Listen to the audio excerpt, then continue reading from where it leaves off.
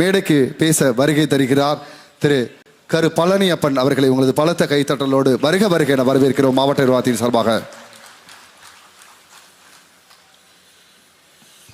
பள்ளி கல்வித்துறை மற்றும் பொது நூலக இயக்ககம், தென்னிந்திய புத்தக விற்பனையாளர் மற்றும் பதிப்பாளர் சங்கத்துடன் மதுரை மாவட்ட நிர்வாகம் இணைந்து நடத்தும் இந்த புத்தக திருவிழா 2025 கலந்து கொள்வதில் பெருமகிழ்ச்சி அடைகிறேன். பெருமகிழ்ச்சி அடைகிறேன்னா உண்மையிலேயே பெருமகிழ்ச்சி அடைகிறேன்.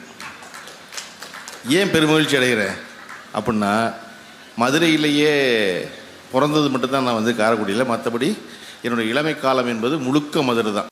மதுரையை தவிர எனக்கு வேறு ஊரே தெரியாது. எப்படி நமக்கு வந்து பெங்களூருக்கு மேலே இருக்க எல்லாருமே சேட்டுன்னு கூப்பிட்ற மாதிரி பெங்களூருக்கு மேலே பேசுகிறது எல்லாமே ஹிந்தி நம்பிக்கிட்டு இருந்த ஒரு சாதாரண மதுரைக்காரனா. இங்கேயே தான் கல்லூரி, இங்கேயே தான் பள்ளிக்கூடம் 12 வருஷம், அதுக்கப்புறம் இங்கேயே கல்லூரி, இங்கேயே முதுகலை அப்படின்னு மதுரையை தவிர வேறொரு நகரம் அறியாமல் வளர்ந்த ஒருத்தனா இன்றைக்கி இந்த புத்தக திருவிழா கலந்து கொள்ள நிஜமாகவே மகிழ்கிறேன். அழுத்துவதற்கான காரணம், கிட்டத்தட்ட 11 ஆண்டு காலம் கழித்து மதுரையினுடைய புத்தக திருவிழாவில் நான் பேசுகிறேன். இதுக்கு முன்னாடி 11 வருஷம் முன்னாடி பேசினேன். அது எப்படின்னா வந்து தமிழ்நாட்டில் நடக்கிற இந்த புத்தக திருவிழாக்களுக்கு முதலில் நாம் இந்த தமிழ்நாடு அரசுக்கு பெருவாரியாக நன்றி சொல்ல வேண்டும். அவர்கள் தான் இந்த 4 ஆண்டு காலத்துக்குள்ள தமிழகத்தில் இருக்கும் சின்ன சின்ன ஊர்களிலெல்லாம் இந்த புத்தக திருவிழாக்களை கொண்டு போய் சேர்த்தது. ஏன்னா மதுரையை பொறுத்தளவு உங்களுக்கு தெரியாது, மதுரை வந்து சென்னை புத்தக கண்காட்சிக்கு அப்புறம் மதுரையில் தான் புத்தக கண்காட்சி நடந்துச்சு. அதற்கு பிறகு இன்றைக்கி வந்து அவ்வளவு சின்ன ஊரில் பூரா வந்து இந்த புத்தக திருவிழாக்கள் போய் சேர்ந்ததுக்கான காரணம் இந்த 4 ஆண்டு காலமாக இருக்கிற இந்த திராவிட மாடல் அரசு. அதுவும் நான் போன மாதம் வந்து நாகப்பட்டினத்துக்கு போயிருந்தேன். நாகப்பட்டினம் புத்தக திருவிழாவுக்கு அது எப்படின்னா நிஜமாகவே திருவிழா. நாகப்பட்டினத்தில் வந்து வேறு என்டர்டெயின்மெண்ட் வேறு கிடையாதா? கடலுக்கு போகிறது, மீன் பிடிக்கிறது, மீன் விற்கிறத தவிர வேறு இல்லை. அங்கே ஒரு புத்தக திருவிழான்னு ஒன்று இந்த வருஷம் அதனுடைய மாவட்ட ஆட்சியர், நம்முடைய இந்த மதுரை மாவட்ட ஆட்சியர் போல் அவ்வளவு நேர்த்தியான ஏற்பாடுகளில் பண்ணி ஒரு புத்தக திருவிழா தினசரி எத்தனை மணிக்கு நாகப்பட்டினத்தில் முடியும்னா ராத்திரி 11 மணிக்கு முடியும். 11 மணிக்கு என்னென்னா கிட்டத்தட்ட வெளியே அனுப்பணும் எல்லாரையும், இன்றைக்கி முடிஞ்சு நாளைக்கு வாங்க அப்படின்னு. அப்படி 10 நாளும் நடந்ததுக்கான காரணம் அந்த ஊருக்கு அது ரொம்ப புதுசு. இது மதுரையில் தொடர்ந்து நிகழ்ந்து கொடுக்கும்போது நாகப்பட்டினத்தில் நான் போய் பேசியிருக்கேன், ஓசூர் பேசியிருக்கேன், இந்த பக்கம் சென்னை காஞ்சிபுரம் பேசியிருக்கேன், நாகப்பட்டினம் திருவாரூர் பேசியிருக்கேன். ஆனால் மதுரைக்கு மட்டும் பேச என்னை கூப்பிட்டதே கிடையாது. எப்படின்னா, ஓசூர்லேருந்து மேயர் சத்யான்னு ஒருத்தர் இருக்கார், அவரும் பிரகாஷ் எம்எல்ஏ, அவர்கள் 2 பேரும் என்னை வந்து வருடத்துக்கு ஒரு முறை தவறாமல் கண்டிப்பாக கூட்ட பேச கூப்பிடுவாங்க. அதே போல் நாகப்பட்டினம் திருவாரூரில் நம்ம மண்ணை நாராயணசாமியோட பேரன் இருக்கார், அவர் விடாமல் கூப்பிடுவார். எனக்கும் மண்ணைக்கும் ஒரு சம்மந்தம் இல்லை, எனக்கும் ஓசூர் சத்யாவுக்கும் ஒரு சம்மந்தமும் இல்லை, எனக்கும் காஞ்சிபுரத்துக்கு ஒரு சம்மந்தமும் இல்லை, எனக்கும் தஞ்சாவூருக்கும் ஒரு சம்மந்தமும் இல்லை, எனக்கும் திருச்சியில் நேரண்ணனுக்கும் ஒரு சம்மந்தமும் இல்லை. ஆனால் இப்படி தமிழ்நாடு பூரா எல்லா இடத்துலையும் பேச கூடுவாங்க. ஆனால் ஒரு பொழுதும் மதுரையிலேருந்து மூர்த்தி அண்ணனோ சிவகங்கையிலேருந்து பெரியவரோ என்னை கூப்பிட்டதே கிடையாது, 2 மாவட்ட செயலரும். நான் நினச்சிக்குவேன், என்னடா ஊரில் தமிழ்நாடு பூரா கூப்பிட்றாங்க, நம்மளை மதுரையிலையும் சிவகங்கையில் கூப்பிட மாட்டேங்கிறாங்க நான் எப்படின்னு நினச்சா, என்னை சிவகங்கைக்காரன் காரைக்குடிக்காரன் நினச்சி மதுரை கூப்பிடாது, மதுரைக்காரன் நினச்சி காரைக்குடி கூப்பிடாதுன்னே. சரி, அவங்க கூப்பிட்டுக்குவாங்க போலக்கு நினச்சிக்கிட்டு. இதை நான் வந்து போன தடவை கலைஞர் 100ஆண்டு நூலகம் ஆரம்பித்தப்போ சொன்ன உடனே இதை யாரோ கலெக்டர்கிட்ட போய் சொல்லி, கலெக்டர் ஒருத்தர் மேடை போட்டு நம்மளை திட்டுறான், அவனை கூப்பிட்டுருங்கன்னு இந்த வருஷம் புத்தக திருவிழாவுக்கு முதல்ல எழுதின பேர் கருப்பள்ளி பண்ணி எழுதியிருப்பார் அவர். அதில் இந்த புத்தக திருவிழாவாக இந்த சொல்ல ஆக்குனது இருக்குல்ல, அது எங்கேருந்து வந்தது அப்படின்னா, குற்றாலத்தில் சாரல் விழா அப்படின்னு ஒன்று கொண்டாடப்படும். ஒவ்வொரு வருஷமும் சீசன் ஆரம்பிக்கும் போது ஜூலை மாதத்தில் தமிழ்நாடு அரசு அந்த விழாவை நடத்தும், சாரல் விழான்னு. குற்றாலத்துடைய சிறப்பு சாரல் தானே. ஆனால் அந்த சாரல் விழா நடக்கிற அன்னைக்கு மட்டும் சாரலே விழுகாது, அப்படி வெயில் அடிக்கும். இதை ஒரு தடவை கலைஞர்கிட்ட போய், ஐயா நம்ம சாரல் விழா நடத்துகிறோம், முதல் நாள் சாரல் விழுகுது, அடுத்த நாள் விழுகுது, நம்ம தமிழ்நாடு அரசு நடத்துகிற அன்னைக்கு மட்டும் சாரல் விழுக மாட்டேங்குது அப்படின்னோடனே கலைஞர் ஒரு தடவை நிமிந்து பார்த்துட்டு அப்படின்னாராம். ஆனா இப்போ எத்தாப்பில் அவன் வாங்க போகிறான்னு அர்த்தம்.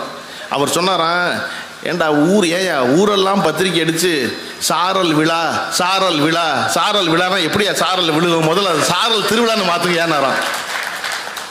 அப்படித்தான் குற்றாலத்தில் சாரல் விழா வந்து சாரல் திருவிழாவானுச்சு. அப்படி சாரல் திருவிழாவான மாதிரி தமிழ்நாட்டில் சென்னையில் புத்தக கண்காட்சியாக இருந்ததை புத்தகத்தை வந்து வெறும் கண்காட்சி மாதிரி பார்க்கக்கூடாது அப்படிங்கிறத இன்னொரு சொல் வேணுங்கிறதுக்காக மதுரையில் தான் முதல்ல இந்த புத்தக திருவிழான்னு அச்சிட்டாங்க முதல்ல. ஏன்னா இது ஒரு கொண்டாட்டமாக மாற்றுறது முக்கியம். ஏங்க ஏற்கனவே கண்காட்சின்னு வச்சாலே வந்து பார்த்துட்டு அப்பளம் சாப்பிட்டு போயிடுறாங்க, புத்தகம் வாங்க மாட்டேங்கிறாங்க. இதில் திருவிழான்னு வச்சா என்னங்க ஆகும் அப்படின்னா, திருவிழான்னு வைக்கிறதான் சரி. இங்கே முதல்ல புத்தகம் வர்ற ஆள் வாங்க வேண்டாம். இங்கே புத்தகம் வாங்கினா மகிழ்ச்சி, புத்தகம் படித்தா மகிழ்ச்சி, புத்தகம் வாங்கினா ரொம்ப மகிழ்ச்சி. புத்தகமே வாங்கலை சும்மா ஒருத்தன் உள்ளே வர்றான் அப்படின்னா அவன் தான் ரொம்ப முக்கியம், அவனை ரொம்ப நல்லா பார்த்துக்கணும். ஏன்னா அவனுக்கு இங்கே வேலையே கிடையாது. படிக்கிற ஆளுக்கு வேலை இருக்குது, புத்தகம் வாங்கணும். கரெக்டாக படிக்கிறதுல ஆர்வமாக இருக்க ஆளுக்கு வந்து சேருவான். ஆனால் படிக்கிறதுல ஆர்வமே இல்லாத ஒருத்தன் ஒரு திருவிழா நடக்குதுடா சும்மா போய் பார்ப்போன்னு வர்றான் பார்த்தீங்களா, அவனை ரொம்ப நல்லா வச்சுக்கணும். ஏன்னா அவன் தான் சும்மா இங்கே வர்றான், அவன் தான் அடுத்த வருஷம் வாசகனாக மாற போகிறவன், அவன் தான் அதுக்கு அடுத்த வருஷம் படிப்பாளியாக இருக்க போகிறவன், அவன் தான் விடாமல் வந்து திருவிழாவுக்கு வரப்போகிறான். அதனால திருவிழா போல் நடத்தணும்னா தான் அதுக்கு அவன்லாம் வருவான். இப்போ நம்ம இவ்வளோ பேர் இருக்கோம், மதுரை ஒரு திருவிழாக்களின் நகரம், சரியா? அழகர் ஆற்றுல இறங்குறாரு, 5 லட்சம் பேர், இந்த வருஷம் கிட்டத்தட்ட 8 லட்சம் பேர் இருக்கிறாங்க. 8 லட்சம் பேர் 3 மணி நேரத்துக்குள்ள ஒரு இடத்துல கூடி எந்த அசம்பாவிதமும் இல்லாமல் கலைகிற ஒரே ஒரு திருவிழா அழகர் ஆற்றுல இறங்குறது தான். அத்தனை சாதிக்காரர்களும் அத்தனை மதத்துக்காரர்களும் எல்லாரும் ஒன்று கூடுறாங்க. அதில் எத்தனை பேர் அழகரை பார்த்தான்? எத்தனை பேர் அழகரை கும்பிட்டான்? எத்தனை பேர் அழகர் பச்சைப்பட்டு உடுத்தியிருக்காரா இல்லையான்னு தெரிஞ்சுக்கிட்டான்? எதுவும் கிடையாது. அது ஒரு திருவிழா, அங்கே போயிடணும், அன்னைக்கு அந்த இடத்துல இருந்துடணும், அங்கே ஒரு கூட்டம் கூடிடணும். எதுக்கு கூட்டம்? கூட்டம் கூட்டம் கூட்டம் கூட்டம் பார்க்க கூட்டம் கூட்டம் கூட்டம். மனுஷன் கூட்டினா அந்த இடத்துல மனுஷன் கூட விரும்புவான். எதுக்குவா கூட்டம் தெரியல, எல்லாரும் கூட்டமாக நிற்கிறாங்க அப்படின்னு. அதனால தான் இன்னைக்கும் ரோட்டில் 10 பேர் நின்னா பைக்கில் போகிறத நிப்பாட்டி என்னன்னு கேட்குறான். அவனுக்கு என்ன இருக்குது? மதுரையில் கண்டிப்பாக கேட்பான், பக்கத்தில் ஒருத்த போனால் நிப்பாட்டுவான், அங்கே ஒரு 10 பேர் நிற்கிறாங்க நீ போகிற அப்படிமா. அப்போ இங்கே கூட்டமாக இருந்தால் உடனே நிற்பாங்க. அப்போ கூட்டம் எங்கே வரும்? திருவிழாவுக்கு வரும். அப்படி திருவிழா போல ஒரு புத்தக திருவிழாவை நடத்துவது என்பது மதுரை தொடங்கியது. இன்னைக்கு தமிழ்நாடு பூராவும் அந்த புத்தக திருவிழாக்கள் கொண்டாட்டமாக நடந்து கொண்டே இருக்கின்றன. இந்த புத்தகம் படிப்பதை பற்றியும் புத்தகம் வாங்குவதை பற்றியும் தொடர்ந்து எல்லோரும் பேசிக்கொண்டே இருக்கிறோம். அவசியம் படிங்கன்னு சொல்கிறோம். படிக்கிற பழக்கம் வந்து அதன் பிறகு வாங்குகிற வலு வரும். புத்தகம் படிக்கிற இடத்துலேருந்து வாங்குகிற இடம்ங்கிறது ஒரு பெரிய டிரான்ஸ்ஃபர்மேஷன், பணம் சம்பாரிச்சு. நான் புத்தகம் வாங்க ஆரம்பித்த காலத்தில் இளம் வயதில் என் வீட்டுக்கு பக்கத்தில் கோபால் பீடா ஸ்டால்னு ஒன்று இருந்துச்சு மதுரை சிம்மக்கல்ல. அது ஒரு வெத்தலைப்பாக்கு கடை. அந்த வெத்தலைப்பாக்கு கடையில் தமிழ்நாட்டிலிருந்து வரும் அத்தனை பத்திரிகைகளும் அங்கே இருக்கும். ஆங்கிலம், ஹிந்தி, தமிழ் அத்தனை பத்திரிகைகள் இருக்கும். நான் அசைடுன்னு ஒரு பத்திரிகைக்கு பேர் நான் அங்கே தான் பார்க்குறேன். அப்போ வீக் சண்டே அதுதான் பாப்புலராக இருந்தப்போ ஒரு பத்திரிகை தொங்குது, அதுக்கு பேர் அசைடு. அசைடுங்கிறது நான் இலக்கியத்தில் ட்ராமாவில் 2 பேர் மேடையில் பேசிக்கிட்டு இருக்கும்போது ஒருத்தன் ஓரமாக சொல்ல வந்த கருத்தை ஆடியன்ஸுக்கு சொல்லுவான், மைண்ட் வாய்ஸு. அதுக்கு வந்து அசைடுன்னு போட்டு எழுதியிருக்கோம்.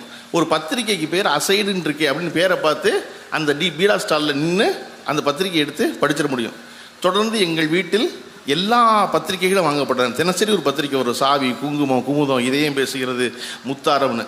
நாங்கள் சின்ன பிள்ளைகளுக்கு பாலமித்ரா, அம்புலி மாமா, ராணி காமிக்ஸ் அப்படின்னு இது வரும். இத்தனை பத்திரிகைகள் வீட்டில் வாங்கினதுனால அந்த கடைக்காரரு ஒரு சின்ன சலுகை எங்களுக்கு கொடுத்துருந்தார், எனக்கு என் தம்பிக்கும். என்ன அப்படின்னா, கடைக்கு போனாலும் எந்த பத்திரிகை வேணாலும் உருவி அங்கேயே நின்று கசக்காமல் பார்க்கணும், படிக்கணும்.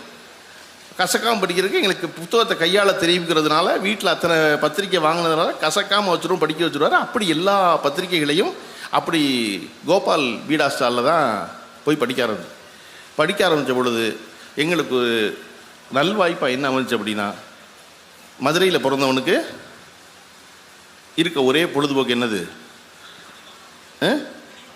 புரியல? சினிமா. மதுரையில் மற்ற ஆள் எல்லாம் வெளியூர்லேருந்து வருவாங்க. மீனாட்சி அம்மன் கோயில் பார்க்குறேன், காந்தி மியூசியம் பார்க்குறேன், அழகர் கோயில் பார்க்குறேன்னு. மதுரையில் இருக்க யாருமே அதை பார்த்துக்க மாட்டாங்க. மதுரையில் இருக்க ஒருத்தர் கூப்பிட்டு மீனாட்சி அம்மன் கோயிலுக்கு எப்போ போனேன் அப்படின்னா அப்படியே யோசிப்பான். எப்போ போனேன் அப்படின்னா அது எப்போ ஒரு 6 வருஷம் முன்னாடி தஞ்சாவூர்லேருந்து எங்கள் மாமா வந்திருந்தார், அவரை கூட்டிகிட்டு போகணும்னு சொன்னாங்க, அப்போ போனேன்னு யோசிக்கிறது மாதிரி தான் இருக்கும் மதுரை மீனாட்சி அம்மன் கோயில் மதுரைக்காரனுக்கு. காந்தி மியூசியம் எந்த பக்கம் இருக்குன்னே பல பேருக்கு தெரியாது, காந்தி மியூசியம் அப்படின்னு. அப்படி இருக்கும் பொழுது இங்கே இருக்கிற பொழுதுபோக்கு இடங்கள் எல்லாம் மதுரைக்காரனுக்கு பொழுதுபோக்கு இடங்கள் இல்லை. அவனுக்கு ஒரே பொழுதுபோக்கு இடம் திரையரங்கம் மட்டும்தான். அப்போ என் தந்தையோட பழக்கம் இருந்துச்சு. என்ன அப்படின்னா, படத்துக்கு போகணும்னு சொன்னால் உடனே காசு எடுத்து கொடுப்பாங்க. என்ன படம் பார்க்கணும் கேள்வி இல்லை, நேத்தான படத்துக்கு போனங்கிற கேள்வி இல்லை. அதே போல் ஒரு குணம் இருந்துச்சு என் தந்தைக்கு. புத்தகம் வாங்கணும்னு சொன்னால் 10 ரூபா எடுத்து கொடுப்பாங்க. என்ன புத்தகம் வாங்கணும் என்ன எதெல்லாம் கிடையாது, எது வேணாலும் நீ வாங்கலாம். 10 ரூபாய்ங்கிறது நீங்கள் 10 ரூபாய் நினச்சக்கூடாது. அன்றைக்கி வந்து ஜெயகாந்தனுடைய ஒரு மனிதன் ஒரு வீடு ஒரு உலக பக்கம் 450 பக்கம் இருக்க புத்தகம் 3 ரூபா தான் விலை. மீனாட்சி புத்தகத்தில் 450 பக்கம் இருந்தால் 3 ரூபா தான் இருக்கும். நான் 10வது படிக்கும் போது ஒரு புத்தகத்துடைய விலை ரொம்ப நல்ல அச்சு நல்ல தாளில் இருந்தால் 450 ரூபா புத்தகம் உள்ள பக்கம் 450 பக்கம் உள்ள புத்தகம் 4 ரூபா இருக்கும் விலை. அப்படி 10 ரூபா கொடுப்பாங்க. 10 ரூபா கொடுத்தா ஒரு புத்தகம் வாங்கி வீட்டுக்கு கொண்டு வந்து என் தந்தையிட்ட காட்டணும் என்ன புத்தகம் வாங்கணும்னு. அந்த புத்தகம் வாங்கி படிக்கும்போது பார்க்கும்போது கண்டிப்பாக அவர்களுக்கு சிந்தனைக்கு உரிய புத்தகமாக இருக்காது. நான் எதில் ஆரம்பிச்சிருப்பேன், நான் தமிழ்வாணனில் ஆரம்பிச்சிருப்பேன்.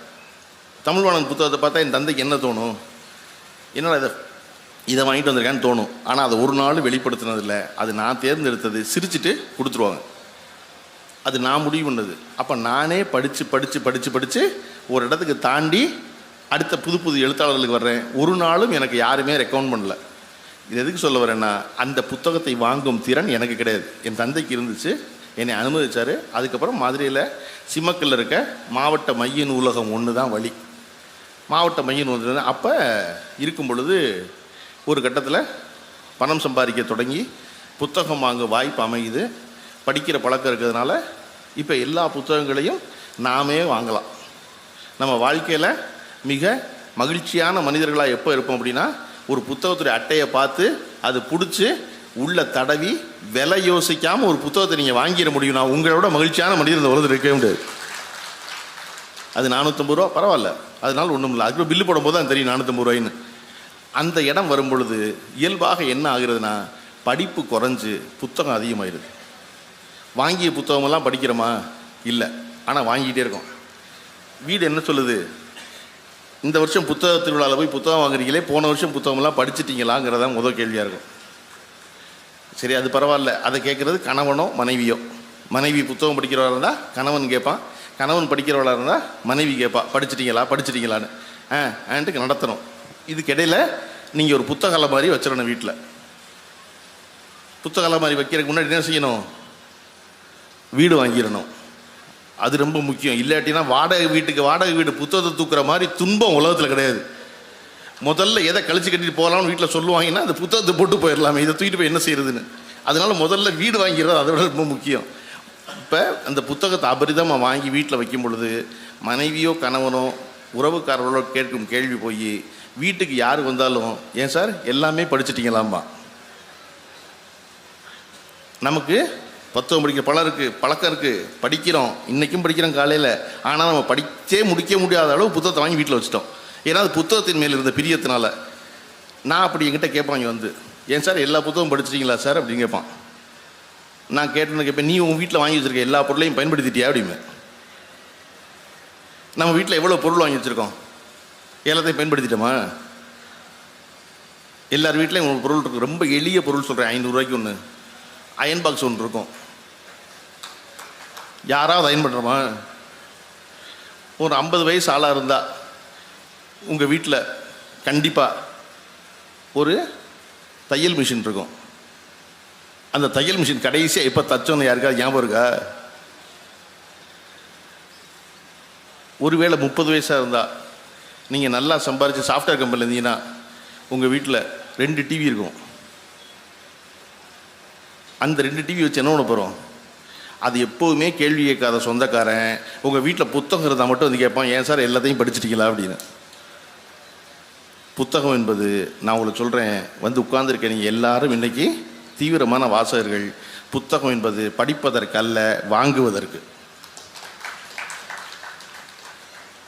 அது படிக்கப்படுமா? படிக்கப்படும். எந்த புத்தகமும் படிக்கப்படும். நம்மளால் படிக்கப்படலைன்னா இன்னொருத்தரால் படிக்கப்படும். அடுத்த வருஷம் படிக்கப்படலைன்னா அதுக்கு 5 வருஷம் கழித்து படிக்கப்படும். 5 வருஷம் கழிச்சு இல்லைன்னா 10 வருஷம் கழித்து படிக்கப்படும். ஆனால் கண்டிப்பாக படிக்கப்படும். அதனால் எவராவது ஒரு படிப்பதற்கு நீங்கள் இன்றைக்கி புத்தகத்தை வாங்கிக்கிட்டே இருங்க. என் வீட்டில் புத்தகம் இருந்துச்சு, ரொம்ப பழைய புத்தகம். என் தந்தை வாங்கி படிச்சிருந்தது. பின்னாளில் அவர் தொழில் ரீதியாக பரபரப்பு வாழ்க்கைக்கு போன பிறகு புத்தகம் படிக்கும் குறைஞ்ச காலகட்டம் இருந்துச்சு. இப்போ திருப்பி மறுபடியும் ஓய்வுக்கு பிறகு படிக்க ஆரம்பிக்கிறாங்க. அப்படி அவங்க வாங்கி இந்த ஒரு புத்தகம், அதை பிரித்து பார்த்தா அந்த புத்தகத்துடைய விலை ₹1. எப்போ? 1968. 1968 என் தந்தை வாங்கின புத்தகம். அது பதிப்புக்கு வந்தது 1962. என் தந்தை வாங்கினது 68. அந்த புத்தகம் எப்போ என் கைக்கு வருது அப்படின்னா 2018 வருது. 68லேருந்து 78, 88, 98, 2008, 2011, 50 ஆண்டு காலம் கழிச்சு அந்த புத்தகம் கைக்கு வருது. அந்த புத்தகத்தை ரொம்ப பத்திர பொக்கிஷமாக நான் வச்சுருக்கேன். அது எதுனா வாசுபா மாணிக்கம் எழுதின திருக்குறளுக்கான ஒரு உரை. அந்த புத்தகம் பின்னாடிலாம் வந்துருச்சு. பின்னாடி பூபார் பிரசுரத்தில் இருக்குது. இன்றைக்கி பூபார் பிரசுரத்தில் ₹275 அந்த புத்தகம் இருக்குது. ஆனால் அந்த சின்ன அளவுக்கு புத்தகத்தில் சுவாரஸ்யம் என்ன அப்படின்னா, அந்த திருக்குறள் உரைக்கு எழுதியிருக்க புத்தகத்தை பிரிச்சிங்கன்னா அதில் திருக்குறளே இருக்காது. நான் முதல்ல அது திருக்குறள் நினச்சேன், படித்தேன். அப்புறம் தான் தெரிஞ்சிச்சு அது 7 சீரில் அப்படியே எழுதியிருக்க உரைன்னு. என் அலுவலகத்துக்கு வந்த பொழுது கவிஞர் யுகபாரதி அந்த புத்தகத்தை எடுத்து பார்த்துட்டு பிரித்து பார்த்துட்டு, என்னங்க இதில் உரையே இல்லை அப்படின்னாரு. ஏன்னா அதிகாரம் இருக்குது, அதிகாரத்துக்கு கீழே 10 தான் இருக்குது, அடுத்த அதிகாரம் அடுத்த 10 இருக்குது. அப்புறம் தான் என்னென்னா அது வெறுமனை எப்படி வள்ளுவர் 7 சீரில் குறள் எழுதினாரோ, அளவலாதவன் வாழ்க்கை. ஓகே, எப்படி இருக்கும் அப்படின்னு, ஒருத்தரோட கலந்து பழகாத வாழ்க்கை எப்படி இருக்கும் அப்படின்னா, குளவளா கோடின்றி நீர்தற்று அப்படிம்பாரு. ஒரு கரையில்லாத குளம் எப்படி கெட்டு போகுமோ அப்படி எல்லாரோடையும் கலந்து பழகாதவனுடைய வாழ்வு பெருகவே பெருகாது எழுதியிருப்பார். வாசுபா மாணிக்கம் ஒருத்தர் தான் கலந்து பழகாதவன் வாழ்க்கை பெருகாதுன்னு எழுதுறாரு. மற்ற எல்லாரும் உற்றார் உறவினரோடு எழுதுவாங்க. வாசுபா மாணிக்கம் மட்டும்தான், அந்த மூதறிஞர் மட்டும்தான் அந்த குறளுக்கு இல்லாதான் வாழ்க்கைன்னு எழுதும்போது கீழே கலந்து பழகாதவன் வாழ்க்கை பெருகாதுன்னு எழுதினார். படிப்பு என்ன செய்யும்? எல்லாரோடையும் கலந்து பழக வைக்கும். ஏன் எப்படி கலந்து பழகணும்? அவன் யார், என்ன, ஜாதி, அறிவு, படிப்பு, மதம் எதை பற்றியும் இல்லை, சும்மா ஒருத்தனும் கலந்து பழகணும். ஏன் பொது இடத்துல இப்படி கூட ஆசைப்படுறோம்? ஏன் கூட்டம் பார்த்தோன்னு நம்ம நிற்கிறோம்?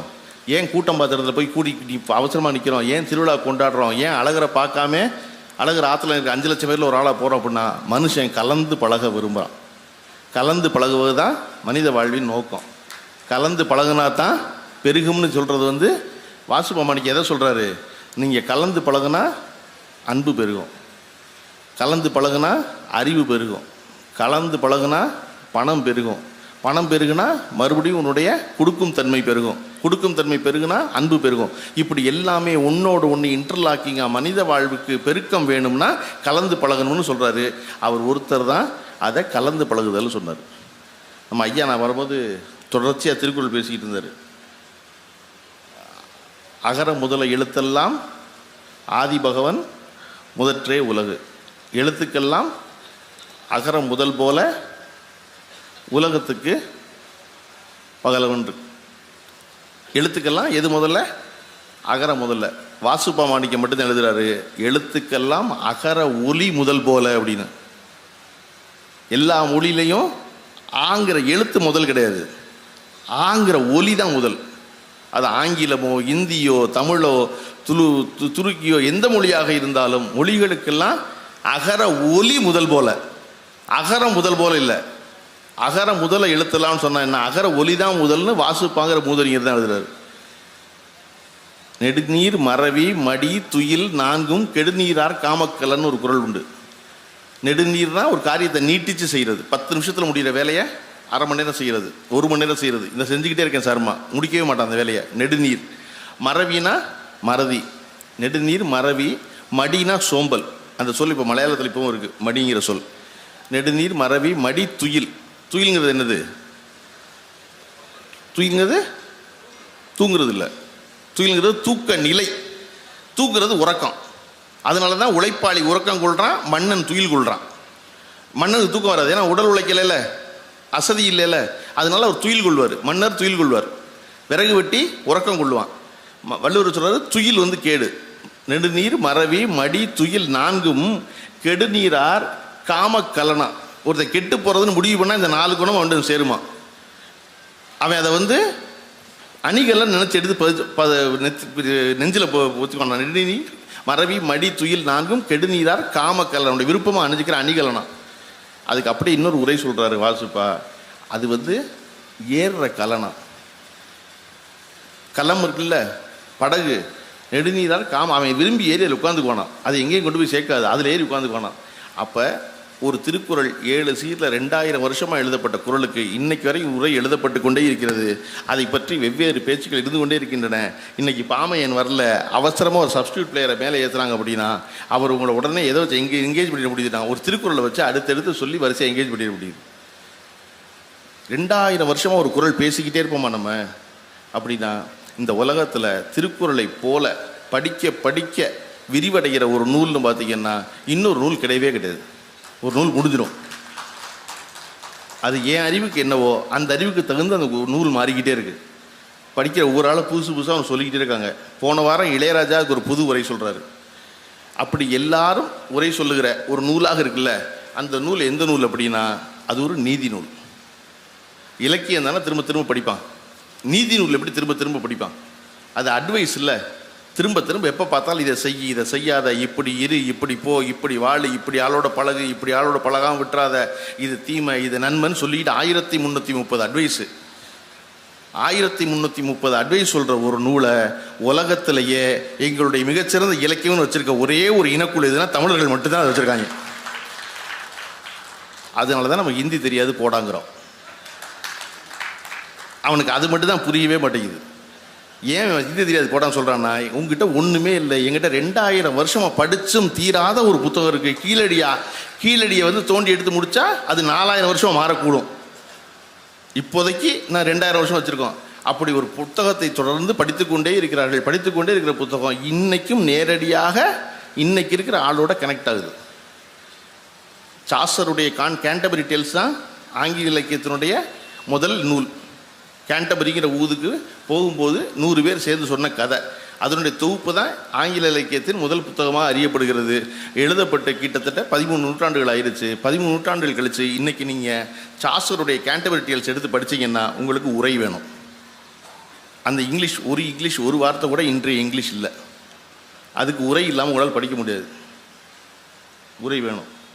ஆனால் தமிழில் எப்பொருள் யார் யார் வாய் கேட்பினும் அப்பொருள் மெய்ப்பொருள் காண்பது அறிவு. எப்பொருள் புரியுதா எல்லாருக்கும்? யார் யார் வாய் கேட்பினும், எவன் சொன்னாலும் புரியுது. எப்பொருள் யார் யார் வாய் கேட்பினும் அப்பொருள், அந்த பொருள், அதனுடைய மெய்ப்பொருள் காண்பது அறிவு. எவனா ஒருத்தன் சொல்கிறான்னு நம்பாத, அதை நீ தெரிஞ்சுக்க, உண்மையை தெரிஞ்சு சொல்லு அப்படின்னு வள்ளுவர் எழுதிய எழுத்து 2000 ஆண்டு காலம் கழித்து எனக்கு நேரடியாக புரியுதில்லை. இன்னைக்கு பக்கத்தில் ஒரு உரையாசிரியர் இல்லாமல் அதுதான் அந்த மொழியுடைய சிறப்பு. அதுக்கு ஆள் வேண்டாம். ஒரு மொழியினுடைய எழுத்து மாறும் இல்லையா? ஆனால் சொல் மாறாமல் 2000 வருஷமாக புழக்கத்தில் இருக்கிற ஒரு மொழி இருக்கிறதுனால தான் நம்ம அந்த மொழியை கொண்டாடிக்கிட்டே இருக்கோம். அப்படி இங்கே உள்ள புத்தகங்களில் ஏதோ ஒரு புத்தகம் ஒரு 2000 வருஷம் கழித்து ஒரு பேசப்படுற புத்தகமாக மாறக்கூடும். மதுரை என்பது மாமதுரை போற்றுதுன்னு ஏன் கொண்டாடிக்கிட்டே இருக்கோம்? இந்த மதுரைக்கான ஒரு வரலாறு இருப்பது என்பதால் போற்றிக்கொண்டே இருக்கிறோம். சரி, வரலாறு என்பது மன்னர் காலத்து வரலாறு தானா? இல்லை. மதுரையை பற்றி ஒரு 5 புத்தகம் இருக்குது. சுப்பாராவ் எழுதின ஒரு புத்தகம் இருக்குது. மதுரை பதிப்பு வரலாறு ஒன்று இருக்குது. மதுரை திருவிழாக்களின் நகரம்னு ஒரு புத்தகம் இருக்குது. மதுரை வரலாறுன்னு ஒன்று இருக்குது. மதுரை அரசியல்னு ஒன்று இருக்குது. இதெல்லாம் மதுரையை பற்றி சுற்றி பேசப்படுற புத்தகங்கள். அதில் சுப்பாராவுடைய புத்தகம் வந்து சமகால அரசியலையா சமகால வரலாறு பேசுது. சௌராஷ்டிரா ஹைஸ்கூல் நம்ம எல்லாருக்கும் தெரியும் இல்லையா? உங்கள் எல்லாருக்கும் ஒரு சௌராஷ்டிரா ஃப்ரெண்ட் இருப்பார் கண்டிப்பாக. இருக்காரோ இல்லையோ, கண்டிப்பாக அவர் கொண்டு கொடுக்குற லெமன் பொங்கலும் தக்காளி பொங்கலும் கண்டிப்பாக சாப்பிட்ருப்பீங்க இல்லையா? நமக்கெல்லாம் லெமன் சோறாக இருக்குது, அவனுக்கு லெமன் பொங்கலாக இருக்கும். அவன் இந்த லெமன் பொங்கல் தான் சொல்லுவான். நான் பள்ளிக்கூடம் படிக்கிற காலத்தில் ஒரே குழப்பமாக இருக்கும். இவங்க ஏன் இது வந்து எலுமிச்சை சோறை லெமன் பொங்கல்ங்கிறாங்க? எனக்கு பொங்கல் தனியாக ஒன்று இருக்குது, லெமன் சோறுன்னு தானே சொல்லணும். இதை சரி சோறுன்னு சொல்கிறது வெக்கமாக இருந்தால் லெமன் சாதம்னு சொல்லணும். சரியா? லெமன் பொங்கல்னு சொல்கிறாங்களே, என்ன அப்படின்னா அடுத்த நாள் அவங்க கொண்டு வந்து தக்காளி சோறு கொண்டு வந்தான் பள்ளிக்கூடத்துக்கு. இது என்னடா அப்படின்னா இது தக்காளி பொங்கல் தான். என்னடா தக்காளி பொங்கல்னு ஒன்று கேள்விப்பட்டதே இல்லை அப்படின்னா மதுரை சௌராஷ்டிரா வந்து தக்காளி சோறை தக்காளி பொங்கல் தான் சொல்லுவான். இங்கே சோறை வந்து பொங்கல்னு சொல்லுவாங்க போலுக்கு நான் புரிஞ்சுக்கிறேன். 3ஆவது நாள் டிஃபன் பாக்ஸ் திறந்தேன், தயிர் பொங்கல் அப்படின்னா அவன் சொன்னா இது தயிர் சோறுண்ணா. என்னடா லெமன் சோறு லெமன் பொங்கல் ஆயிருச்சு, தக்காளி சோறு தக்காளி பொங்கல் ஆயிருச்சு, தயிர் சோறு மட்டும் இப்போ தயிர் பொங்கல் ஆகாமல் தயிர் சோறாகவே இருக்குது அப்படின்னா அவன் 2 நாளைக்கு டியூன் பாக்ஸை திறக்காத டியூன் பாக்ஸ் அப்படின்னா. இப்படி ஒரு வினோதமான ஒரு மொழி வச்சுருக்காங்க இவங்க. அந்த சௌராஷ்டிரிலிருந்து தமிழை அத்தனை அளவுற பாடுகிற ஒரு கம்பீர பாடகர் டி.எம். சௌந்தரராஜர் வந்தாருங்கிறது நமக்கெல்லாம் ஆக சிறந்த பெருமை. அவர் சுபாராவ் சொல்லுவார் அந்த புத்தகத்தில், இன்றைக்கு வரையும் சௌராஷ்டிரர்களுக்கு எந்த இடத்தில் வி சொல்ல வேண்டும், எந்த இடத்தில் அசு சொல்ல வேண்டும் என்பது அவர்களுக்கு தெரியாது. எங்கே நாம், எங்கே எங்களுக்கு தெரியாது. எல்ஐசி அலுவலகத்தில் திடீர்னு ஒரு நாள் விடுமுறை அறிவிச்சிட்டாங்க. அடுத்த நாள் அங்கே வேலை பார்த்த சௌராஷ்டிர ஒருத்தர் வந்து சுபாராவ்கிட்ட கேட்டாராம், நாளைக்கு எங்களுக்கு லீவா அப்படின்னாராம். ஓ, நாளைக்கு எங்களுக்கு லீவான்னு கேட்கக்கூடாது, நாளைக்கு நமக்கு லீவான்னு கேட்கணும் அப்படின்னாராம். அதெல்லாம் ஓகே லீவா அப்படின்னாராம். அந்த மாதிரி இந்த எங்களுக்கு எங்கே சொல்லணும் நமக்கு எங்கே சொல்லணும் சௌராஷ்டிரனுக்கு புரியவே புரியாது. அந்த சௌராஷ்டிரா பள்ளிக்கூடம் ஒன்று இருக்குல்ல, அந்த பள்ளிக்கூடம் 1904 ஆரம்பிக்கப்பட்ட பள்ளிக்கூடம். 4 ஆரம்பிக்கப்பட்ட பள்ளிக்கூடத்தில் 1911 மதிய உணவு வழங்கப்பட்டது. சுபாராவ் சொல்கிறாரு, பின்னாளில் 1954 அந்த பள்ளிக்கூடத்தினுடைய பொன்விழாவிற்கு வந்திருந்த காமராஜர் அவர்கள் அந்த பள்ளிக்கூடத்தில் நடைபெறும் மதிய உணவு திட்டத்தை பற்றி கேட்டு அறிந்து கொண்டு அதன் பிறகு அதை விரிவாக்கினார்னு ஒரு தகவல் எழுதுறாரு. உண்மையான்னு தெரியல. ஏன்னா அதற்கு முன்னாடியே 1925 தியாகராயர் வந்து மதிய உணவு வழங்குறாரு. அதற்கு முன்னாடி 1890 அயோத்திதாசர் ஆல்காட் பள்ளிக்கூடங்கள் எல்லாத்துலேயும் மதிய உணவு வழங்குறாரு. மதிய உணவு வழங்குகிற தொடக்கம் பண்டிதர் அயோத்திதாசர் தான் முதல் தொடக்கம். படிக்கிற பிள்ளைகளுக்கு மத்தியான சாப்பாடு போடலாங்கிற துவக்கம் அயோத்திதாச பண்டிதர் ஆரம்பித்தது தான். ஆனால் மதுரையில் ஆரம்பிக்கப்பட்டது சௌராஷ்டிரா கல்லூரிங்கிற சுபாராவ் சொல்கிறாரு. அதில் மறுக்க முடியாத ஒன்று என்ன அப்படின்னா, அதே பள்ளிக்கூடம் தான் 2013 அந்த பள்ளிக்கூடத்தில் படித்த முன்னாள் மாணவர்களிடம் நிதி பெற்று காலை உணவையும் தொடங்கிய பள்ளிக்கூடம் அந்த பள்ளிக்கூடம் தான். அப்போ நம்ம தினசரி பார்த்து கடந்து போகிற மிக சிறந்த கட்டடங்கள் இருக்கிற சௌராஷ்டிரா பள்ளிக்கூடத்திற்கு பின்னாடி இப்படி ஒரு சமகால வரலாறு இருக்குது என்பதை அறிந்து கொள்ள வேண்டியதில்லை. நான் மதுரைக்காரன் தான், நான் மதுரையில் தான் இருந்தேன். மதுரையில் இருக்க எல்லா பஞ்சாயத்தும் எனக்கு தெரியும்.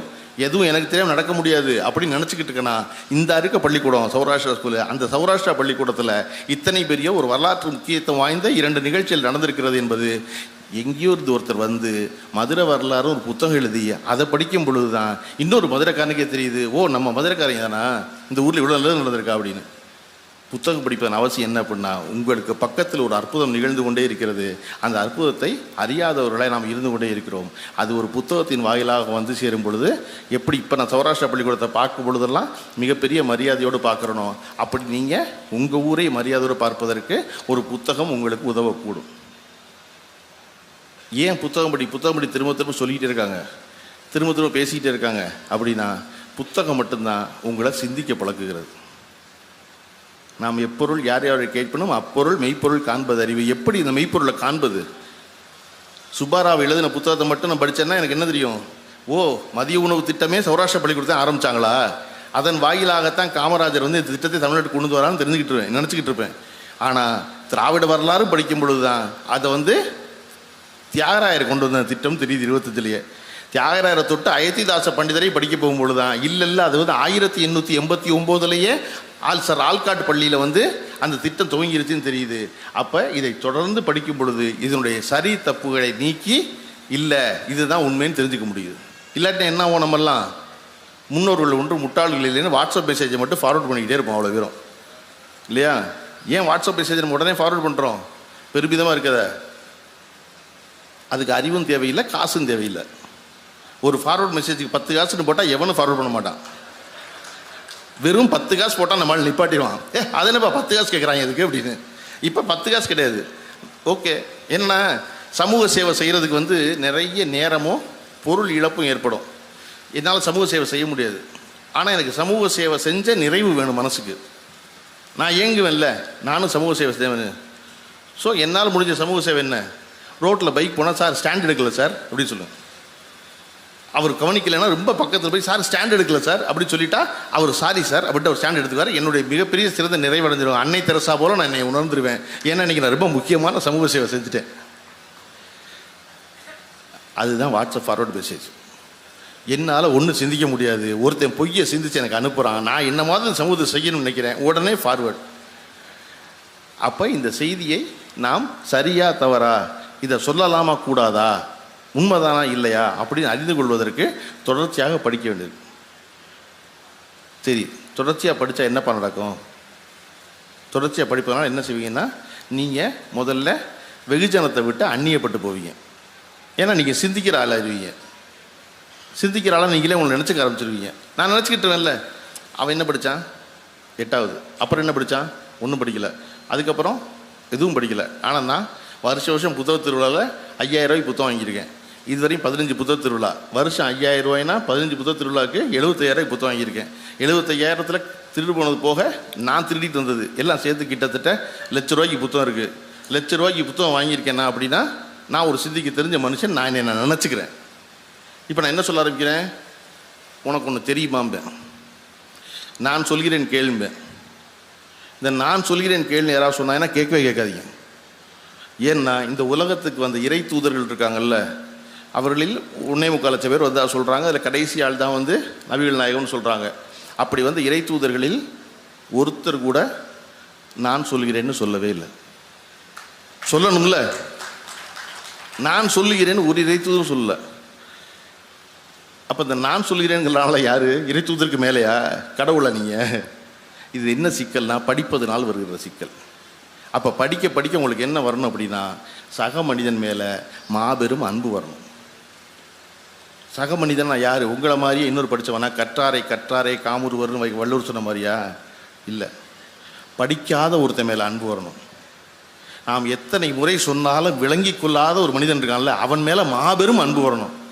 நான் படித்தேன், எனக்கு விளங்குது, அவன் படிக்கலை அதனால விளங்கலை அப்படின்னு நான் நிஜமாகவே இப்போ படித்தவனாகிறேன்னா, அந்த படிக்காத ஒருத்தனுக்கு விளங்குற மாதிரி நான் சொல்லிட்டேன்னா நான் படித்தவன் ஆயிடுவேன். அது வரைக்கும் நானும் படிக்காதவன் தான். நான் சொல்கிறேன் உனக்கு புரியவே மாட்டேங்குது அப்படின்னா அவனு நீ ஒன்று. அவன் படிக்கலை, நீ படிச்சிருக்க, நீ சொல்கிறது அவனுக்கு புரியல, அவன் சொல்கிறது புரியல, 2 பேரும் ஒன்று தானே. இந்த பக்கம் வரிசையில் வந்து இல்லைங்க வேணாம். நான் படித்தால் எல்லார்ட்டும் என்ன சொல்லுவேன்னா, நான் ஏன் என்னோடய ஆசிரியரை மிகவும் மதிக்கிறேன். என் ஆசிரியர் நிறைய படித்தவர், அதனால மதிக்கிறேன். அந்த ஆசிரியர் தான் படித்ததை எனக்கு விளங்குற மாதிரி படிக்காத ஒருத்தனுக்கு சொல்லி கொடுத்தாரு, அதனால 40 வருஷமாக நான் அவரை ஞாபகம் வச்சுருக்கேன். நான் எந்த ஆசிரியர் எனக்கு பிடிக்காத ஆசிரியர் இருக்காரு? எவர் ஒருவர் எனக்கு விளங்கும்படி எதையுமே சொல்லிக் கொடுக்கலையோ அவர் எனக்கு பிடிக்காத ஆயிடுறாரு. சனியனே சும்மா உட்கார் அப்படின்னு எனக்கு பிடிக்கவே பிடிக்காது. நான் படிப்பறிவு இல்லாத ஒரு புள்ள, நான் கேள்வி கேட்பேன். கேள்வி கேட்டால் எனக்கு விளங்குற மொழியில் பதில் சொல்லணும், எனக்கு விளங்க வைக்கணும். விளங்க வைப்பதன் மூலமாக எனக்கு அறிவின் சுவையை ஊட்டணும். அறிவின் சுவையை ஊட்டுவதன் மூலமாக நான் இன்னொரு அறிவாளியாக முயற்சி பண்ணணும். முயற்சி பண்ணுவதற்கு அவனுடைய படிப்பு உதவுனா அவன் சிறந்த அறிவாளி இல்லையா? நமக்கு தமிழில் ரொம்ப பழைய கதை ஒன்று உண்டு. ஒரு ஓடத்தில் ஏறி போன ஒரு பண்டிதரை பற்றிய கதை. ஓடத்தில் ஏறின பண்டிதர் படகோட்டியை பார்த்து, என்னப்பா ஒன்றும் படிக்கலை போல இருக்கு, படகு ஓட்டிக்கிட்டு இருக்க, ஒரு நாளைக்கு எவ்வளோ சம்பாதிக்கிறார்? என்ன சாமி, நான் சும்மா ஒரு நாளைக்கு 1 ரூபா சம்பாதிப்பேன். நாள் பூரா படகு ஓட்டி 1 ரூபா சம்பாதிப்பியா? இவ்வளோதானா? நான்லாம் எவ்வளோ ஒரு திருக்குறள் தெரியுமா உனக்கு? தெரியாது. என்ன திருக்குறள் தெரியாதா? என்னப்பா இது 1வதுலேருந்து சொல்லி கொடுக்குறாங்க, திருக்குறள் தெரியாதுங்கிற? வாழ்க்கையில் 10 வருஷம் போச்சு உனக்கு. சரி, புறநானூறு தெரியுமா? தெரியாது. அகநானூறு தெரியுமா? தெரியாது. மார்க்ஸ் தெரியுமா? தெரியாது. எங்கெல்ஸ் தெரியுமா? தெரியாது. ஹெகல் தெரியுமா? தெரியாது. என்னப்பா தமிழ் தெரியாது, தத்துவம் தெரியாது, ஞானம் தெரியாது, ஒன்றும் தெரியாது, வாழ்க்கையே போச்சேப்பா அப்படின்னோன்னா சுழலில் சிக்குனுச்சு படகு. அவன் கேட்டான், சாமி உங்களுக்கு நீச்சல் தெரியுமா அப்படின்னு. தெரியாது அப்படின்னு. எனக்கு வாழ்க்கை போச்சு எல்லாம் தெரியல, உங்களுக்கு வாழ்க்கை போச்சு அப்படின்னு அவன் குதிச்சானா. அப்போ படிப்பு என்பது சிக்கல்களை உங்களுக்கு எவ்வாறு கையாளுகிறோம் என்பது அறிவு தான் முக்கியம் இல்லையா? இன்னைக்கு பல அறிவாளிகளாக நாம் நினைத்து கொண்டிருந்தவர்கள் எல்லோரும் காமெடியனாக மாறிடுறானே. ஏன்னா கத்திரிக்காய் விலை என்னன்னு தெரியாது இல்லையா? சாதாரண மனிதன் வந்தானா அவனை வீட்டுக்குள்ளே வான்னு சொல்ல தெரியாது. எனக்கு இருக்கிற உணவை அவனோடு பகிர்ந்து உண்ண தெரியாது. எங்கிட்ட இருக்க கூடுதல் பணத்தை கொடுக்க தெரியாது. எவரையும் பார்த்து சிரித்து பேச தெரியாது. நான் எனக்கு ஒரு பீடம் போட்டு ஏறி உட்கார்ந்துருவேன். இந்த படிப்பு நான் தயவு செஞ்சு இந்த படிப்பை படிச்சிடாதீங்க, வேண்டாம் உங்களுக்கு. அப்போ இந்த படிப்பு என்பது என்ன செய்யணும் அப்படின்னா, உங்களுக்கு ஒரு மிகச்சிறந்த பண்பையும், எனக்கு எதை சரணது அப்படின்னா ஒரு மிகச்சிறந்த பணிவையும், மிகச்சிறந்த கலந்து பழகும் தன்மையும். அதனால தான் வள்ளுவர் அளவளவில்லாதான் வாழ்க்கைங்கிறார். கலந்து பழகாதவன் வாழ்க்கை பெருகாதுன்னு வாசுபாமானிக்கு ஏன் சொல்கிறார் அப்படின்னா, நீங்கள் எல்லாரோடையும் கலந்து பழகிறது தான் உன் அறிவு செய்யணும். நீங்கள் படிச்சுட்டேங்கிறதுக்காக நீ தனிச்ச ஆளாக போய் உட்கார்ந்துருந்தேன்னா உன்னால் இந்த சமூகத்துக்கு ஒரு பயனும் இல்லை. நான் படித்தேன்னு சொல்கிறவனால என்ன பயன்? அவன் என்ன மார்க்ஸ் மாதிரி உலகத்துக்கு தாஸ் கேப்டல் எழுதிட்டானா? கரெக்டா? தனியாக பேனாவை வந்து நெத்தியில் தட்டிக்கிட்டு ஃபோட்டோக்கு போஸ்ட் கொடுத்து என்ன பண்ணுறது? இந்த சமூகம் ஒரு இன்ச்சு முன்னேறுவது கூட நீ உதவி ஒன்றையுமே சிந்திக்கலையே, புதிய கருத்து ஒன்றையுமே சொல்லலையே. நீ படித்தா என்ன, படிக்காட்டினா என்ன? சரி, நான் சிந்திக்கத்தான் வேணுமா, படிக்கத்தான் வேணுமா, அவசியமா என்ன அப்படின்னா, நீங்கள் என்னவாக இருக்கிறீர்களோ அப்படித்தான் உங்களுடைய பிள்ளைகள் மாறுகிறார்கள். நான் சொல்கிறேன், உங்களுக்காக இல்லாட்டினாலும் உங்களுடைய அடுத்த தலைமுறை பிள்ளைகளுக்காக அவசியம் புத்தகம் வாங்க. இன்னொரு 10 நாள் இந்த திருவிழா நடக்க போகுது. திருவிழாவில் பார்க்குற ஆள்கிட்டெல்லாம் சொல்லுங்கள், குறைஞ்சபட்சம் எவ்வளவு முடியுமோ 100 ரூபாய்க்கு ஒரு புத்தகம் வாங்க. அது சும்மா போய் வீட்டில் இருக்கட்டும். முடிஞ்சால் சின்ன பிள்ளைகளை கூட்டுவாங்க புத்தக திருவிழாக்கு. கூட்டிகிட்டு வர்றது ரொம்ப முக்கியம். எங்கேயும் தொலைஞ்சு போயிடாத, கையை பிடிச்சிக்கிட்டே வான்னு சொல்லாமல் பிள்ளையை விட்டுருங்க. 2 தான் கதவு. நீங்கள் இப்போ பிள்ளையை விட்டுவிட்டு இந்த கதவில் நின்னீங்கன்னா பிள்ளை வெளியே தான் வந்தாகணும். மதுரையில் இருக்க ரொம்ப நல்ல தன்மைகள் அது ஒரு முக்கியமான தன்மை. இங்கே மட்டும்தான் ஒரு ஏசி ஹாலில் புத்தக திருவிழா நடக்குது. மற்ற எல்லா இடத்துலையும் வேர்த்து வடிய தான் புத்தகம் வாங்கணும். அந்த பிள்ளைய தனக்கு பிடித்த புத்தகத்தை தேர்ந்தெடுக்க சொல்லிக் கொடுங்க, தேர்ந்தெடுக்க விடுங்க. கண்டிப்பாக அந்த பிள்ளை வாங்குகிற புத்தகம் வண்ணமயமாக அச்சிடப்பட்ட ஒரு 100 ரூபாய்க்கு உள்ள 10 பக்கம் உள்ள ஒரு புத்தகமாக இருக்கும்.